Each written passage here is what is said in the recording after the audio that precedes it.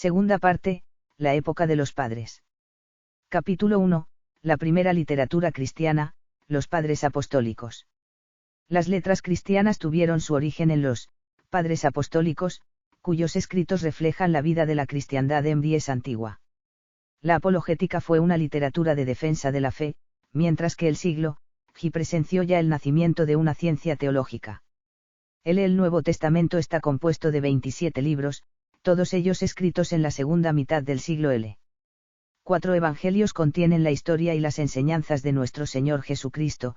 Los Hechos de los Apóstoles, obra de San Lucas, es también un libro histórico que da a conocer la vida de la primitiva iglesia de Jerusalén y sigue luego los avatares del apóstol San Pablo, hasta su llegada a Roma para comparecer ante el tribunal del César. Un segundo grupo de libros, los didácticos, está formado por las 14 cartas de San Pablo y las 7 epístolas católicas, -2 de San Pedro, 3 de San Juan, una de Santiago y otra de San Judas.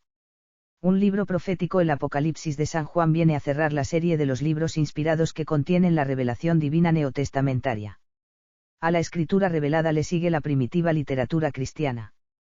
2. La literatura de la antigüedad cristiana surgió al hilo de la vida y refleja la existencia de la primera iglesia. Esta, con el paso del tiempo, creció internamente, hubo de afrontar peligros de dentro y persecuciones de fuera, y, llegada a un determinado grado de madurez, sintió la necesidad de proceder a una elaboración sistemática de la doctrina de la fe. Todo este desarrollo tuvo cabida dentro de los 3 primeros siglos de nuestra era, anteriores a la concesión de la libertad religiosa por el emperador Constantino. Los textos literarios que se conservan permiten conocer puntualmente este itinerario histórico. 3. La más venerable literatura cristiana está integrada por un grupo de escritores en lengua griega, de los siglos I y XI, a los que se conoce con el nombre de padres apostólicos. Este título expresa sus características peculiares. La antigüedad, algunas obras son, probablemente, anteriores al Evangelio de San Juan, y la estrecha vinculación de estos escritores a los apóstoles, de los cuales pueden considerarse discípulos. Los escritos de los padres apostólicos son de índole pastoral y están dirigidos a un público cristiano. Los textos más notables de este primer núcleo de la literatura cristiana fueron la Didache, el más viejo tratado de disciplina eclesiástica, la carta ya mencionada de San Clemente a los Corintios, las 7 escritas por San Ignacio de Antioquía a otras tantas iglesias, durante su viaje hacia Roma, donde había de sufrir martirio, y otra epístola, todavía, de San Policarpo de Esmirna. El pastor de Hermas, importante para la historia de la penitencia, pertenece también a este grupo de obras. 4. La iglesia primitiva fue la iglesia de los mártires. Los fieles deseaban conocer con detalle la gesta heroica de los cristianos que daban su vida por la fe de Jesucristo. Es cierto que esta curiosidad dio lugar a la aparición de relatos legendarios, de escaso valor histórico. Pero la literatura martirial cuenta con no pocos documentos con todas las garantías de la más estricta veracidad. Muchos martirios fueron precedidos por un proceso judicial, en el cual los notarios levantaban acta de los interrogatorios de los magistrados, las respuestas de los mártires y la sentencia que les condenaba a morir. Los cristianos conseguían a veces copias literales de estas actas, como ocurrió con el proceso de San Justino, celebrado en Roma, ca. 165, o el de San Cipriano en Cartago, a 258. Un valor documental semejante a las actas tienen las pasiones, relatos escritos por cristianos contemporáneos testigos de los hechos, unas páginas conmovedoras, que acostumbraban leerse en las iglesias en el día aniversario del martirio. 5. En el siglo XI apareció un nuevo género literario, exponente de las luchas que hubieron de sostener los cristianos con enemigos de dentro y de fuera. La defensa de la fe contra la herejía dio lugar a la composición de buen número de escritos antiheréticos, entre los cuales destaca el Tratado contra las herejías, de San Ireneo de León, al que ya se hizo referencia, y que es una refutación de las doctrinas gnósticas. Ireneo atribuye decisiva importancia a la tradición conservada por los obispos, sucesores de los apóstoles, y en especial por la Iglesia romana, maestra de la fe, adornada por una nota de singular primacía sobre todas las demás iglesias. 6. La literatura apologética tenía como objetivo primordial la vindicación de la verdad cristiana y estaba dirigida a lectores ajenos a la Iglesia. Hubo obras de apologética antijudía, y en ellas la argumentación se fundaba sobre todo en el Antiguo Testamento, para demostrar, partiendo de él, que Jesús era el Mesías anunciado por los profetas, que la Iglesia es el nuevo Israel y que el cristianismo realiza la plenitud de la ley.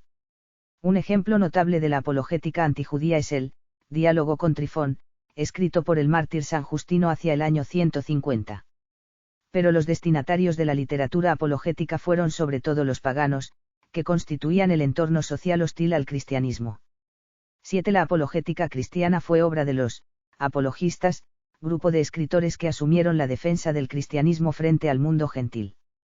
De acuerdo con este propósito, sus escritos se dirigían a los representantes de la autoridad pública, emperadores, magistrados o al pueblo romano en general. El contenido de esos escritos venía determinado por la naturaleza misma de las acusaciones contra los cristianos que estaban más en boga entre sus contemporáneos. Frente a las calumniosas especies que circulaban entre el vulgo atribuyéndoles toda suerte de crímenes, los apologistas respondieron con el testimonio de la existencia real de los discípulos de Cristo. La Epístola a Diogneto, que quizás sea la apología presentada por Quadrato al emperador Adriano, aduce aquel testimonio como la prueba más patente de la falsedad de tales calumnias. Más aún, agrega el autor, la conducta de los cristianos era tan admirable, que sólo podía explicarse por la grandeza de sus ideales, obedecen a las leyes establecidas, pero con su vida sobrepasan las leyes, aman a todos, y por todos son perseguidos, se les desconoce y se les condena, se les mata, y con ello se les da vida, son pobres y enriquecen a muchos, carecen de todo y abundan en todo, son deshonrados y en las mismas deshonras son glorificados. 8. Se acusaba a los cristianos de enemigos de la humanidad y malos ciudadanos del imperio. Los apologistas reaccionaron también vivamente frente a estas insidias. Los cristianos, escribían, ejercen un influjo benéfico en la sociedad, lo que es el alma en el cuerpo, esos son los cristianos en el mundo, decía todavía la carta a Diogneto, y Orígenes, en respuesta a Celso, reafirmaba que, los hombres de Dios, los cristianos, son la sal que mantiene unidas las sociedades de la tierra. Por lo que hacía al imperio, los apologistas del siglo XI afirmaban la plena lealtad de los cristianos, que cumplían puntualmente sus deberes ciudadanos y ofrecían por los emperadores el mejor de sus bienes, la oración. Oramos en todo momento por los emperadores, escribía Tertuliano en su Apologeticum, para que vivan largos años, y pedimos un gobierno pacífico, la seguridad de su casa, un ejército valeroso, un senado fiel, un pueblo honrado, la paz del mundo y cuanto emperadores y súbditos puedan desear. 9. Los cristianos hubieron de afrontar todavía la oposición de los círculos ilustrados, que menospreciaban el valor intelectual del cristianismo. La réplica de los apologistas fue que la doctrina cristiana constituía una sabiduría infinitamente superior a la filosofía griega, porque encerraba la plenitud de la verdad.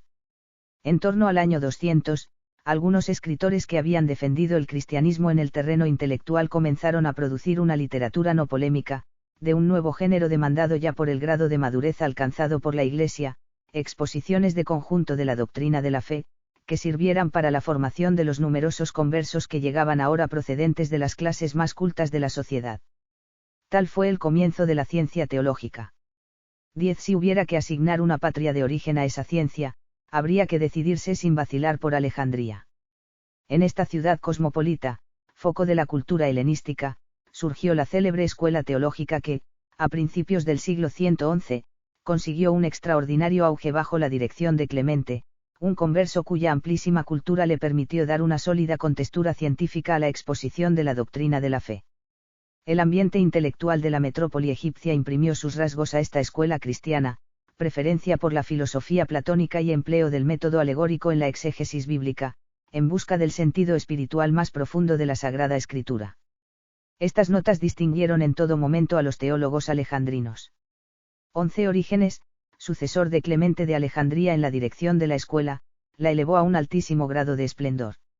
Orígenes fue una personalidad extraordinaria, confesor de la fe, escritor fecundísimo, la fama de su sabiduría se extendió por todo el imperio, y la propia madre del emperador Alejandro Severo quiso conocerle.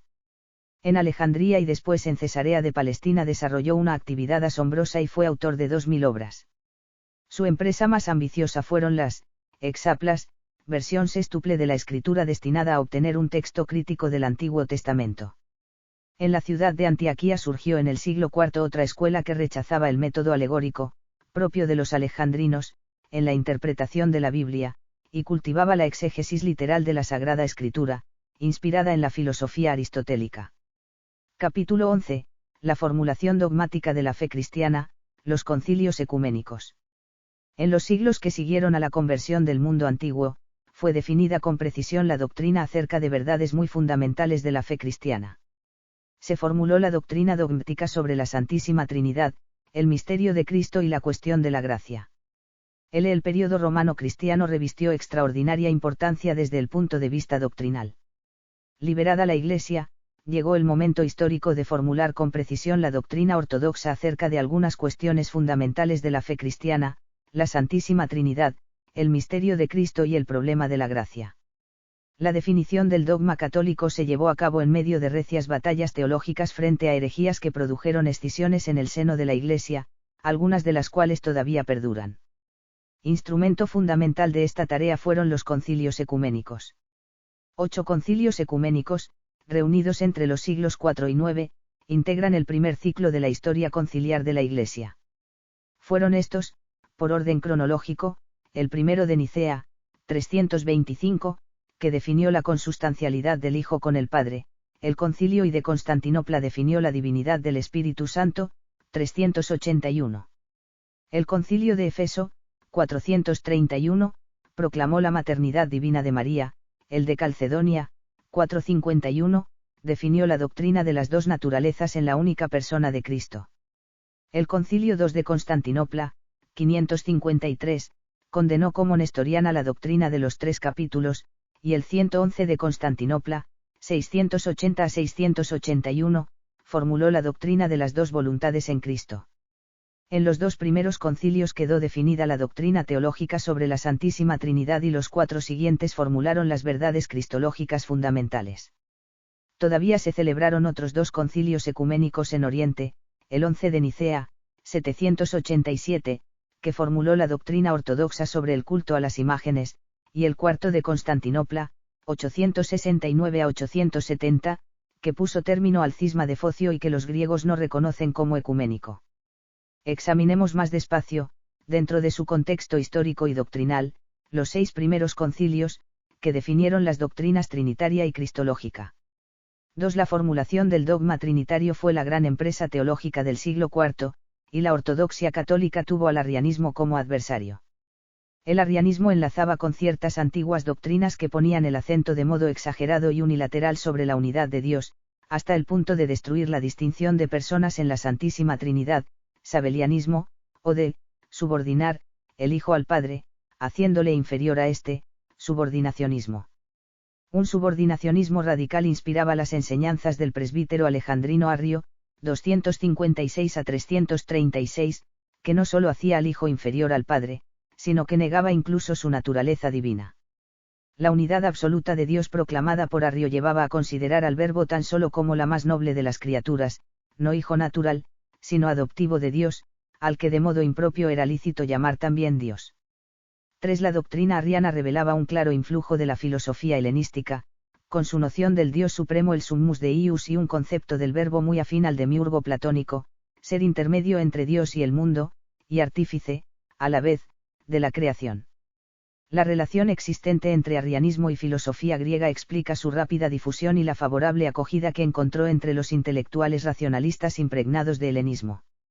Las consecuencias del arrianismo para la fe cristiana eran gravísimas y afectaban al dogma de la redención, que habría carecido de eficacia si el Verbo encarnado Jesucristo no fuera verdadero Dios.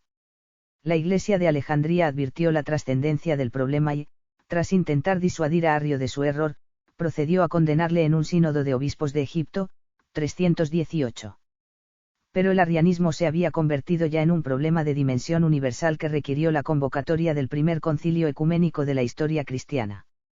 4. El Concilio I de Nicea, 325, significó un triunfo rotundo para los defensores de la ortodoxia, entre los cuales destacaban el obispo español Osio de Córdoba y el diácono luego obispo de Alejandría, Atanasio. El concilio definió la divinidad del Verbo, empleando un término que expresaba de modo inequívoco su relación con el Padre, homoousios, consustancial. El símbolo niceno proclamaba que el Hijo, Jesucristo, Dios de Dios, luz de luz, Dios verdadero de Dios verdadero, engendrado, no creado, es consustancial al Padre. La victoria de la ortodoxia en Nicea fue seguida, sin embargo, por un posconcilio, de signo radicalmente opuesto, que constituye uno de los episodios más sorprendentes de la historia cristiana. El partido filoarriano, dirigido por el obispo Eusebio de Nicomedia, logró alcanzar una influencia decisiva en la corte imperial, y en los años finales de Constantino, y durante los reinados de varios de sus sucesores, pareció que el arrianismo iba a prevalecer. Los obispos nicenos más ilustres fueron desterrados y según la gráfica frase de San J. Herón y M.O., la tierra entera gimió y descubrió con sorpresa que se había vuelto arriana. 5. Desde mediados del siglo IV, el arrianismo se dividió en tres facciones: los radicales, anomeos, que hacían hincapié en la desemejanza del Hijo con respecto al Padre; los homeos, que consideraban al Hijo homoios, es decir, semejante al Padre; y los llamados semiarrianos, los más próximos a la ortodoxia, para los cuales el Hijo era, sustancialmente semejante, al Padre. La obra teológica de los llamados padres capadocios desarrolló la doctrina nicena y atrajo a muchos seguidores de las tendencias más moderadas del arrianismo, que en breve tiempo desapareció del horizonte de la Iglesia universal, para sobrevivir tan solo como la forma de cristianismo profesada por la mayoría de los pueblos germánicos invasores del imperio. La teología trinitaria fue completada en el Concilio I de Constantinopla con la definición de la divinidad del Espíritu Santo, frente a la herejía que la negaba, el macedonianismo. De este modo, antes de finalizar el siglo IV, la doctrina católica de la Santísima Trinidad quedó fijada en su conjunto en el símbolo niceno constantinopolitano. Había, sin embargo, un aspecto de la teología trinitaria no declarado expresamente en el símbolo: las relaciones del Espíritu Santo con el Hijo. Este punto daría lugar más tarde a la célebre cuestión del filioque, destinada a convertirse en manzana de discordia entre el Oriente y el Occidente cristianos. 6. Definida ya la doctrina de la Santísima Trinidad, la teología hubo de plantearse de modo inmediato el misterio de Cristo, no en relación con las otras personas divinas, sino en sí mismo. La cuestión fundamental era, en sustancia, esta: Cristo es perfecto Dios y perfecto hombre, pero ¿cómo se conjugaron en él la divinidad y la humanidad? Frente a esa pregunta, las dos grandes escuelas teológicas de Oriente adoptaron posiciones contrapuestas. La escuela de Alejandría hizo hincapié en la perfecta divinidad de Jesucristo: la naturaleza divina penetraría de tal modo a la humanidad como el fuego al hierro candente, que se daría una unión interna, una mezcla de naturalezas. La escuela de Antioquía insistía, por el contrario, en la perfecta humanidad de Cristo. La unión de las dos naturalezas en él sería tan solo externa o moral; por ello, más que de encarnación, habría que hablar de inhabitación, del Verbo, que habitaría en el hombre Jesús como en una túnica o en una tienda. 7. La cuestión cristológica se planteó abiertamente cuando el obispo Nestorio de Constantinopla, de la escuela antioquena, predicó públicamente contra la maternidad divina de María, a la que negó el título de Theotokos, Madre de Dios, atribuyéndole tan solo el de Christotokos, Madre de Cristo. Se produjeron tumultos populares, y el patriarca de Alejandría, San Cirilo, denunció a Roma la doctrina nestoriana. El Papa Celestino y pidió a Nestorio una retractación, que éste rehusó prestar. El Concilio de Efeso, 431, reunido entonces por el emperador Teodosio II, tuvo un desarrollo muy accidentado, por la rivalidad entre obispos alejandrinos y antioquenos. Mas al final hubo acuerdo y se compuso una profesión de fe en la que se formulaba la doctrina de la unión hipostática de las dos naturalezas en Cristo, y se llamaba a María con el título de Madre de Dios. Nestorio fue depuesto y desterrado. Grupos de partidarios suyos subsistieron, sin embargo, en el cercano Oriente y constituyeron una iglesia nestoriana que, durante muchos siglos, desarrolló una importante obra misional por tierras de Asia. 8. El patriarcado de Alejandría había alcanzado creciente poder en la primera mitad del siglo V y varios de sus obispos intervinieron activamente en asuntos internos de la propia Iglesia de Constantinopla. Ocurrió, además, que tras la muerte de San Cirilo, las tendencias extremistas se impusieron en Alejandría. La doctrina de Efeso de las dos naturalezas en la única persona de Cristo pareció insatisfactoria a los teólogos alejandrinos, por entender que dos naturalezas equivalía a dos personas, y afirmaron que en Cristo no habría más que una naturaleza, puesto que en la encarnación la naturaleza humana había sido absorbida por la divina. Esta doctrina monofisismo la anunció en Constantinopla el archimandrita Eutiques, que fue privado de su oficio por el patriarca Flaviano. Intervino entonces el patriarca de Alejandría, Dioscuro, que consiguió el apoyo del emperador Teodosio XI. Un concilio reunido en Efeso, 449, bajo la presidencia de Dioscuro, se celebró bajo el signo de la violencia. El patriarca de Constantinopla fue depuesto y desterrado, se impidió la lectura de la epístola dogmática del Papa dirigida a Flaviano, de que eran portadores los legados pontificios, y se condenó la doctrina de las dos naturalezas en Cristo. El Papa León Magno bautizó a esa asamblea con un apelativo que ha pasado a la historia, el latrocinio de Efeso. 9. Tan pronto como los emperadores Pulqueria y Marciano sucedieron a Teodosio XI, el Papa León pidió la reunión de un nuevo sínodo ecuménico, fue el Concilio de Calcedonia, 451. El concilio se adhirió de modo unánime a la doctrina cristológica contenida en la epístola de León Magno a Flaviano. Pedro ha hablado por boca de León, aclamaron los padres. La profesión de fe que se redactó reconocía las dos naturalezas en Cristo, sin que haya confusión, ni división, ni separación entre ellas. Pero el monofisismo, lejos de desaparecer, echó raíces profundas en varias regiones de Oriente, y en particular Egipto, donde se tomó como bandera secesionista frente al imperio. La condena del monofisismo fue entendida como un ataque a su iglesia y a las tradiciones de Atanasio y Cirilo. Un patriarcado monofisita que tenía tras de sí a los monjes y a la población indígena copta surgió en Alejandría, frente al patriarcado, melquita, o imperial. 10. Este contexto histórico explica los esfuerzos de los siguientes emperadores por hallar fórmulas de compromiso que, sin contradecir el símbolo de Calcedonia, pudieran ser aceptables para los monofisitas y asegurasen la fidelidad de estas poblaciones al imperio. En esta línea estuvo el enoticon edicto del emperador Zenón, 482, y la famosa cuestión de los 3 capítulos, promovida por Justiniano, que no logró sus propósitos y produjo, en cambio, reacciones desfavorables en Occidente. La tentativa más importante fue la patrocinada por el emperador Heraclio, esforzado defensor del Oriente cristiano frente a persas y árabes. El patriarca de Constantinopla, Sergio, pensó que, sin negar la doctrina calcedonense de las dos naturalezas, podía afirmarse que, en virtud de la unión hipostática, existió en Cristo una sola, energía, humano-divina monoenergismo y que Cristo tuvo una sola voluntad monotelismo. Heraclio sancionó esta doctrina por el decreto dogmático Ectesis, 638. La ectesis no solucionó nada, ni religiosa ni políticamente. Los monofisitas la rechazaron y en muy breve tiempo Palestina, Siria y Egipto cayeron en poder de los árabes. La cuestión cristológica llegó a su término cuando el Concilio 111 de Constantinopla, 680 a 681, sexto de los ecuménicos, sobre la base de las cartas enviadas por el Papa Agatón, completó el símbolo de Calcedonia, con una expresa profesión de fe en las dos energías y dos voluntades en Cristo. El cristianismo monofisita ha perdurado hasta hoy en Egipto y Etiopía. Capítulo 3. Los padres de la Iglesia, su importancia para la tradición. La patrística oriental y la occidental.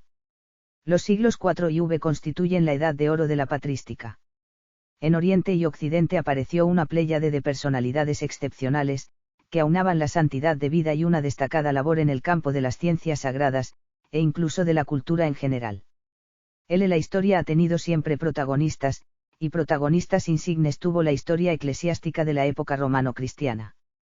El inmenso esfuerzo de formulación del dogma, expuesto en el capítulo anterior, fue llevado adelante gracias a la sabiduría y la acción de una serie de personajes excepcionales, que se conocen con el nombre de padres de la Iglesia. Los padres aunaban la ciencia sagrada y la nota de santidad, públicamente reconocida por la Iglesia, rasgo por el que se diferencian de los simples, escritores eclesiásticos, en los cuales podía no darse la nota de santidad personal o la integridad de la ortodoxia. Los tiempos de oro de la patrística fueron los siglos IV y V, aun cuando hasta el siglo VIII se extiende la que puede denominarse, Edad de los Padres. Los padres occidentales escribieron todos en latín, en Oriente los padres fueron en su mayoría griegos, aunque también los hubo que se expresaron en otras lenguas, sirio, copto, armenio, georgiano, árabe, etc. Aquí se recordará tan solo a los padres orientales y latinos que más fama alcanzaron en la Iglesia universal. Padres de la Iglesia se llaman con toda razón, escribió Juan Pablo II en la Carta Apostólica Patres Ecclesiae, 27 y 1980, a aquellos santos que con la fuerza de la fe, con la profundidad y riqueza de sus enseñanzas la engendraron y formaron en el transcurso de los primeros siglos.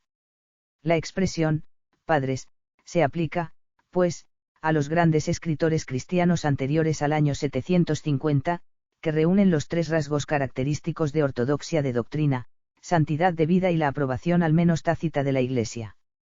Los padres aparecen como los testigos de la tradición en la Iglesia, en aquellas doctrinas en las que sus afirmaciones son coincidentes. Es el criterio de la unanimidad moral, ya formulada por San Vicente de Lerins en su célebre Commonitorium, 434, hay que recibir, decía, las sentencias de aquellos padres que, viviendo santa, sabia y constantemente en la fe y comunión católica, merecieron ya sea morir fielmente en Cristo, ya sea ser felizmente muertos por Cristo. Pero hay que creerlas de acuerdo con esta norma: todo lo que todos o muchos afirmaron manifiesta, frecuente o perseverantemente en uno y el mismo sentido, téngase por indudable, cierto y confirmado. Esta doctrina, en el campo concreto de la interpretación de la Sagrada Escritura, fue sancionada por el Concilio de Trento. A nadie le es lícito interpretar la Escritura contra el consenso unánime de los padres, Disi 786.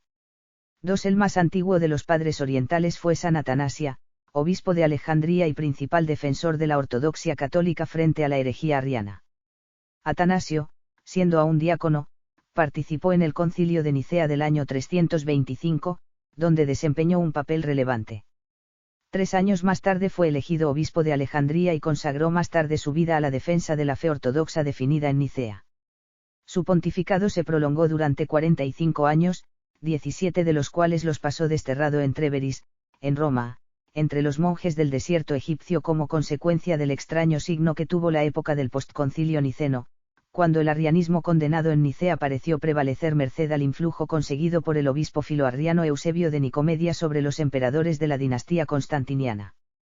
La mayor parte de los escritos de Atanasio estuvieron consagrados a la defensa de la ortodoxia y a la exposición científica del dogma trinitario y la doctrina del Logos. En esta línea destacamos sus 3 discursos contra los arrianos. Atanasio fue también autor de varios escritos sobre la virginidad y de una obra hagiográfica que alcanzó extraordinario éxito, la Vida de San Antonio, que contribuyó poderosamente a la difusión de la vida ascética en Occidente. 3. En el plano teológico, la victoria final sobre el arrianismo fue conseguida merced a la obra de 3 padres pertenecientes, como Atanasio, a la escuela alejandrina y que son conocidos con el título común de los grandes capadocios, los hermanos Basilio de Cesarea, 370 a 379, y Gregorio de Nisa, 335-394. Y su amigo Gregorio de Nacianzo, t 389-390. Basilio, llamado el Grande, fue arzobispo de Cesarea y destacó, no solo por sus escritos teológicos antiarrianos, sino también como hombre de gobierno y organizador del monacato oriental. Fue autor de 2 reglas monásticas y de una liturgia que lleva su nombre. Su tratado, a los jóvenes, encierra todo un programa de humanismo cristiano. Su amigo Gregorio Nacianceno compuso la Filocalia, una antología de las obras de Orígenes, y fue llamado por su elocuencia el Demóstenes cristiano. Sus discursos, dirigidos a defender la dignidad del Hijo y del Espíritu Santo, le valieron el apelativo de el teólogo. El tercero de los padres capadocios fue el hermano menor de Basilio, Gregorio Niceno. Dotado de un excepcional talento especulativo, y seguramente el más profundo de los 3, compuso la Gran Catequesis, una excelente exposición y defensa de los principales dogmas del cristianismo, y escribió un sugestivo diálogo, mantenido con su hermana Macrina, acerca del alma y la resurrección. Gregorio de Nisa fue, por último, uno de los padres de la mística cristiana y descubrió, sobre la base de su experiencia personal, la acción del Logos en el alma, que completa la obra de salvación incoada en el bautismo. Antioqueno de nacimiento y formación, San Juan Crisóstomo, Boca de Oro, 344 a 407, ha sido considerado por la Iglesia griega como su mejor orador y un exegeta eminente, que comentó numerosos libros de la Biblia. Obispo de Constantinopla durante 6 años, sus célebres homilías le acarrearon la enemistad de la emperatriz Eudoxia, y en consecuencia, la pérdida de la sede y el destierro hasta la muerte. El doctor egipcio más ilustre del siglo V fue sin duda San Cirilo, obispo de Alejandría, 412 a 444, Cirilo mantuvo la doctrina ortodoxa frente a Nestorio y, por su defensa del título de Madre de Dios para la Virgen, ha de considerarse como el principal mariólogo entre todos los padres de la Iglesia. Su influencia fue decisiva en el Concilio de Efeso, donde se definió como ya se ha dicho la maternidad divina de María.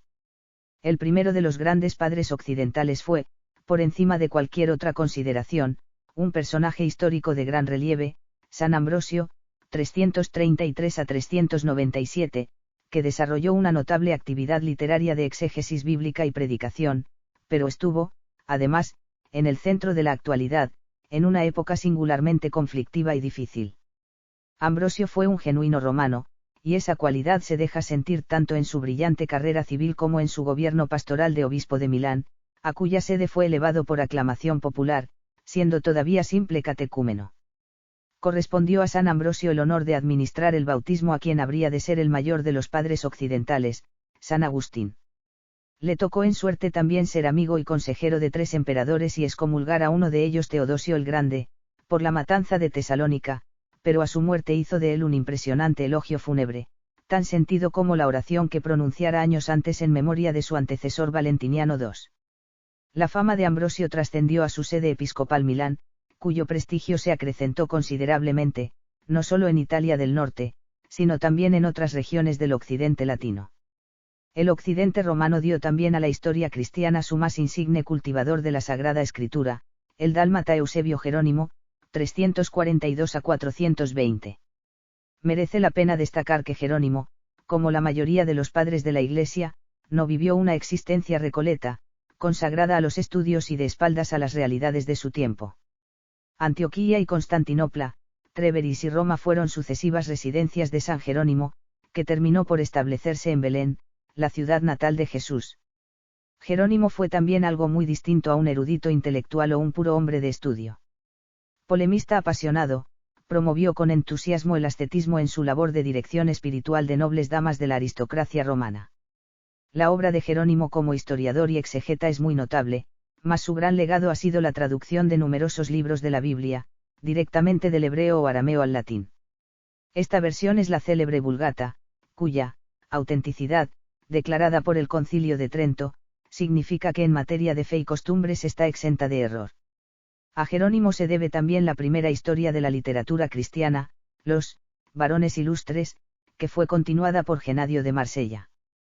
Pero el principal padre de la Iglesia y una de las figuras cumbres de la historia cristiana, y aun de toda la humanidad, fue el africano Aurelio Agustín, 354 a 430. Sus Confesiones, autobiografía espiritual desde la infancia hasta su conversión, es una obra maestra de la literatura universal, que conserva intacta su modernidad a través de los siglos e interesa al lector de todos los tiempos. San Agustín comentó el Antiguo y el Nuevo Testamento y trató los grandes temas de la teología, que gracias a su aportación experimentó decisivos avances.